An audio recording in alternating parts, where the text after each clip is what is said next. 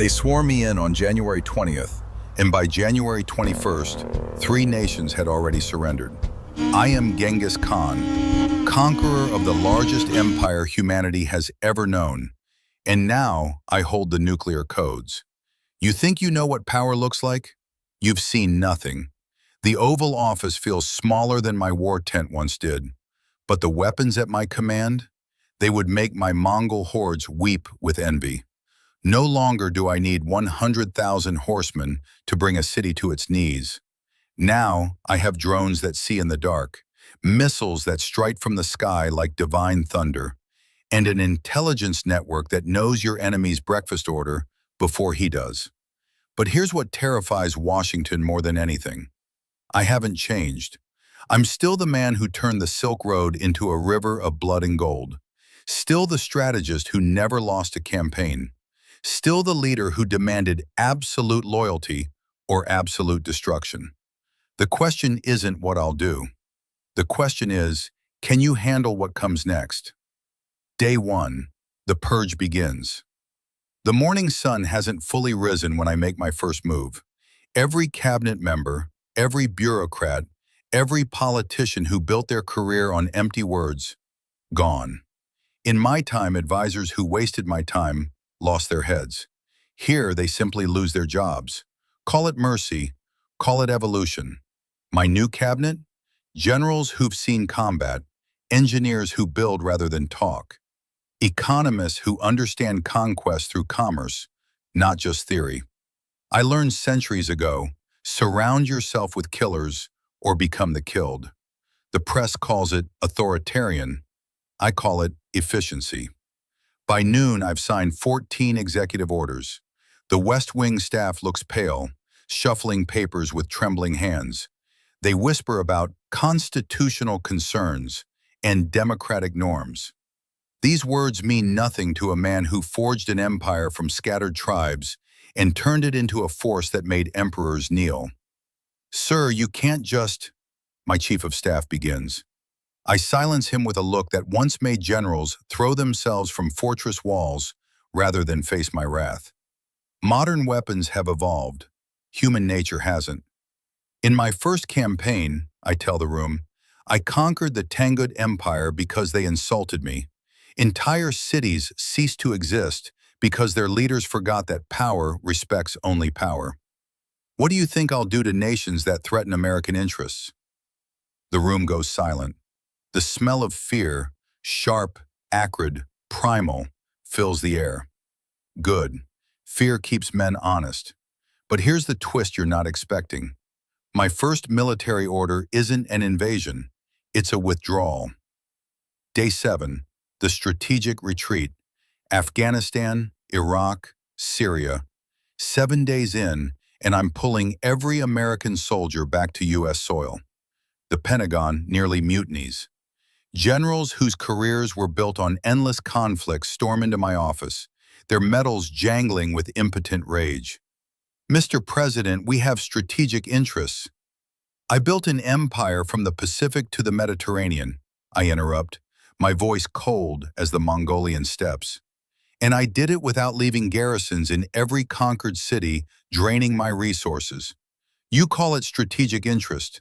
I call it strategic stupidity. The Mongol hordes never occupied. We dominated. We extracted tribute, installed loyal governors, and moved on. Any city that rebelled? We returned and made sure rebellion became a myth, not a memory. But you're wondering, if I'm pulling troops back, what's my real strategy? The answer will haunt America's enemies for decades.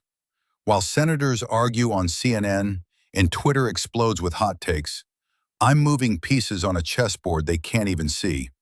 Those troops returning home? They're retraining. Not for desert warfare, not for jungle combat, for something far more terrifying: cyber warfare, drone supremacy, and economic conquest. My ancestors conquered with horses and arrows. I'll conquer with algorithms and missiles that strike from satellites you can't see. Day 15, the enemy list. Every empire needs enemies. It focuses the people, unites them, gives them something to fear more than they fear you. In my war tent outside Beijing, I once held a meeting with my generals. We spread maps across crude wooden tables, marking cities for conquest. The smell of horse sweat and leather mixed with smoke from oil lamps. My men knew mercy was for the weak, victory was for the ruthless. Now I sit in the Situation Room, surrounded by screens showing real-time satellite feeds. The technology has changed, the principle hasn't. Show me China's military installations, I command. The map lights up like stars in the night sky. Hundreds of bases, thousands of missiles. A dragon that's been sleeping, now awakening. And Russia? More lights, more threats. But I see what my analysts miss. Gaps, weaknesses. The same weaknesses I exploited in the Khwarezmian Empire when they thought their walls made them invincible. Mr. President, the Director of National Intelligence ventures carefully, if we're planning offensive operations, we need to consider NATO obligations, UN resolutions. I wave my hand dismissively. The UN is a herd of sheep pretending to be wolves. NATO is useful. Treaties are tools, not chains. The room shifts uncomfortably. They're realizing something that should have been obvious from day one. I'm not here to maintain the status quo. I'm here to expand it. But expansion doesn't always mean war. Sometimes it means making your enemies destroy themselves. Day 22, the economic siege. My great-great-grandson, Kublai Khan, understood something that modern politicians forget. You don't need to invade a country to control it.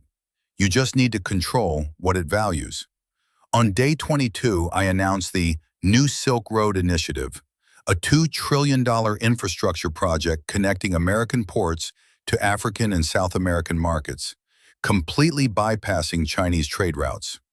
Wall Street initially panics. By the closing bell, they're scrambling to invest. The beauty of modern warfare?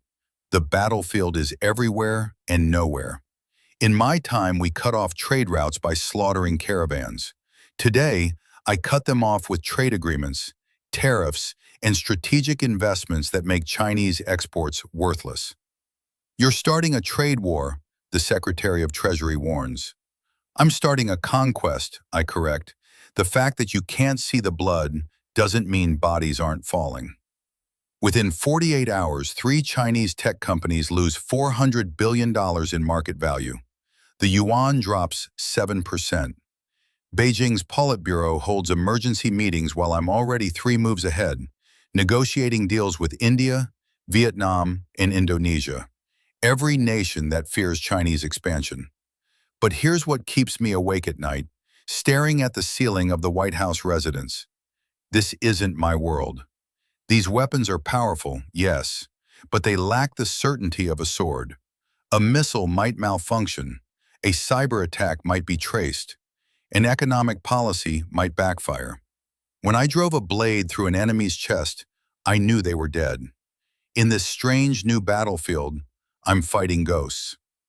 Day 30, the domestic front. A month in, and America itself is changing. My approval rating? It swings wildly between 29% and 68%, depending on which poll you trust. Half the country calls me a tyrant. The other half calls me the savior they've been waiting for. I've deployed National Guard units to the southern border, not as a political gesture, but as the foundation of a modern Great Wall. Concrete, steel, surveillance technology that would make my old scouts obsolete. Migration doesn't stop because of policies. It stops because attempting to cross becomes suicide. This is inhumane, protesters shout outside the White House fence. I watch them from the window, remembering the faces of those who begged for mercy at the gates of Samarkand. Humanity is a luxury of the strong, earned through strength, not words. But I'm not a monster, at least not in the way they think. While building walls on the border, I'm opening doors domestically. Veterans get free health care. Not because I'm generous, but because warriors deserve respect. Infrastructure spending explodes. Roads, bridges, power grids. A strong empire needs strong foundations. Where's the money coming from? Congress demands. From the same place it always comes, I reply, from those who have it. My tax reform? Simple, brutal, effective. The top 1% will fund the empire's expansion, or they'll face audits that make IRS investigations look like love letters. The Mongol hordes lived off conquered wealth. Modern America will live off its own. But you're wondering, what about freedom, democracy, the American spirit? Those who value freedom over security deserve neither. Those who value democracy over results get chaos. I'm not here to make you comfortable. I'm here to make you powerful. Day 45, the first test. It comes, as threats always do, when you least expect it. North Korea launches a missile test over Japan. Not unusual, but this one carries a range that reaches Seattle. The world holds its breath, waiting for the American response. Sanctions? Diplomatic pressure? UN condemnations? They've forgotten who I am. Within 2 hours, a U.S. cyber attack cripples every military communication system in Pyongyang. Power grids fail. Their missile command goes dark. But I don't stop there, because the Mongol way isn't to wound. It's to eliminate the threat permanently. A stealth bomber, invisible to radar, drops a single precision-guided munition on the missile launch site. Not the presidential palace, not a civilian center, just the exact location where the threat originated. The explosion lights up the night sky like a second sun. The message is clear. Test me once, lose your weapon. Test me twice, lose everything. Russia and China both condemn the action in emergency UN sessions. I don't bother responding. When Genghis Khan acted, he didn't explain himself to rival Khans. He let the burning cities speak for themselves. But privately, in secure channels, both Moscow and Beijing request meetings, not as adversaries, as potential partners, because they recognize something in this new American president, the same ruthless pragmatism that built their own empires. Power respects power. Everything else is theater. Day 60, the revelation. 2 months in, and I'm starting to understand why American presidents age so rapidly. It's not the work, it's the constraints. In my time, if a general questioned my orders, he faced immediate consequences. If a governor proved disloyal, his city faced my wrath. The chain of command was absolute because anything less meant death, mine or theirs. Here, the Supreme Court challenges my executive orders. Congress holds hearings. Protesters march daily. The media dissects every decision with a hostility that would make enemy propaganda look generous. And yet, there's something fascinating about it, something that makes even a conqueror pause. Your approval rating is climbing, my press secretary reports, surprised. The economic numbers are extraordinary. Unemployment down 2.3%. GDP growth at 5.7%. Foreign policy experts are calling it aggressive but effective. I grunt, unimpressed. Numbers were never my concern. Results were. But I'm beginning to see the twisted genius of this system. In my empire, cities obeyed from fear. They paid tribute because refusal meant extinction. But the moment my army left, rebellion simmered. Here, Americans obey, or disobey, by choice. And somehow that creates a deeper loyalty than fear ever could. Am I going soft? No. I'm adapting, as I always have. Day 75, the internal conflict. Late at night, I walk the halls of the White House alone. Secret Service follows at a distance, their footsteps echoing on marble floors. The portraits of previous presidents watch me. Washington, Lincoln, Roosevelt. Men who shaped this nation through crisis. Would they recognize what I'm building? Would they approve? More importantly, do I care? In my previous life, I never questioned my path. Conquest was existence. Victory was identity.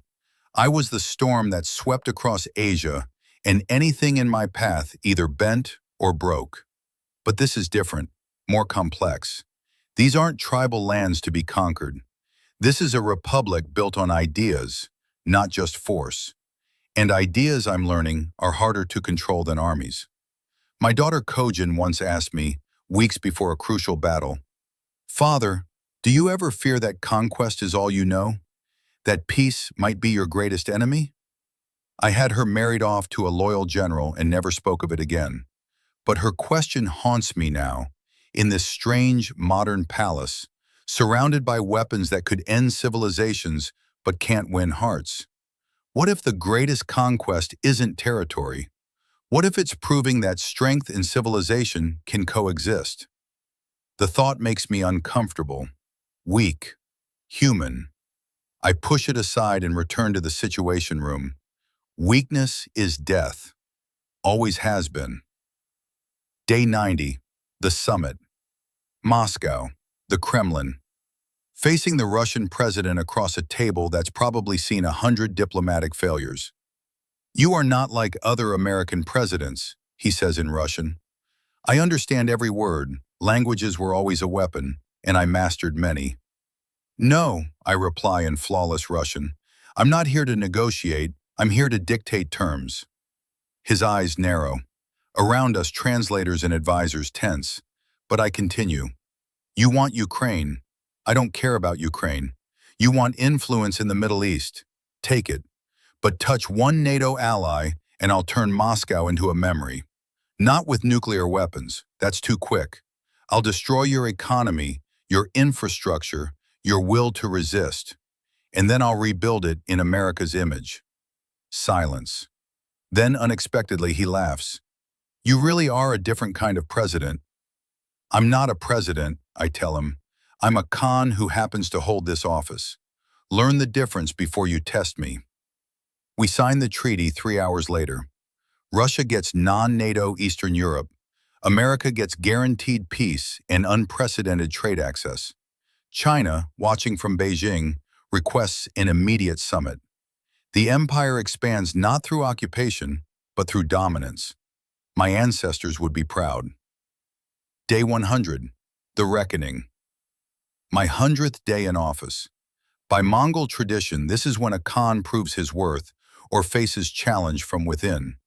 The polling numbers are extraordinary. 61% approval.